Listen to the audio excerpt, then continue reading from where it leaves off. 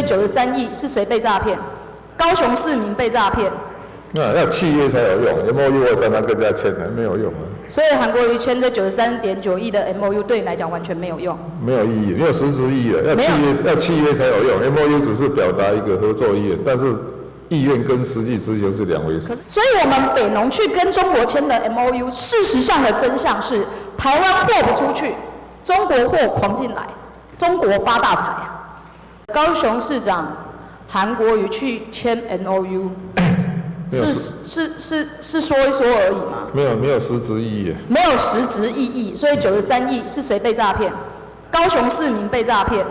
那要契约才有用 ，MOU 我常常跟人家签的，没有用啊。所以韩国瑜签这93.9亿的 MOU 对你来讲完全没有用，没有意义，没有实质意义的。要契约才有用 ，MOU 只是表达一个合作意愿，但是意愿跟实际执行是两回事。可是韩国瑜那时候回来的时候，一共卖了很多水果出去呢，你今嘛改工没有实质意义，他会跟你抗议哦。那 MOU 跟 contract 的两个是不一样的东西啊。所以你觉得他说他签了93.9亿，这是在骗谁？他在讲。你这样有甚敢欺骗不？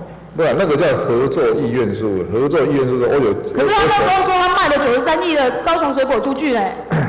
那个大家表示大家期望错误，那个是期待错误还是这个韩国瑜吹牛皮吹太大？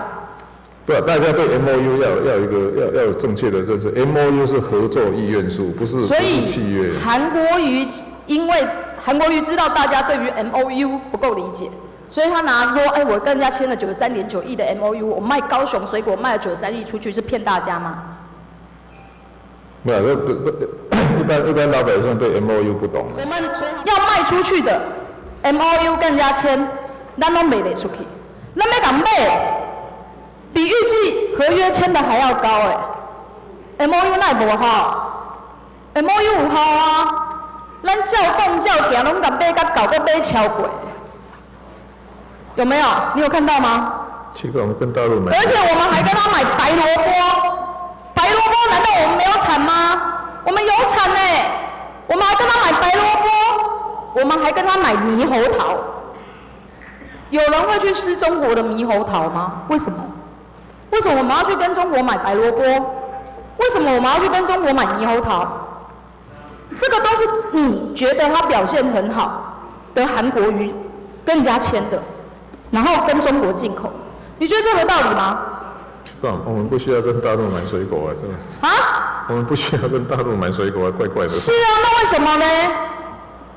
你讲 MOU 不好，我跟你讲，就中国来讲，这个 MOU 超有真正有好啊。照聘照行都买超贵，所以我们北农去跟中国签的 MOU， 事实上的真相是台湾货不出去，中国货狂进来，中国发大财啊！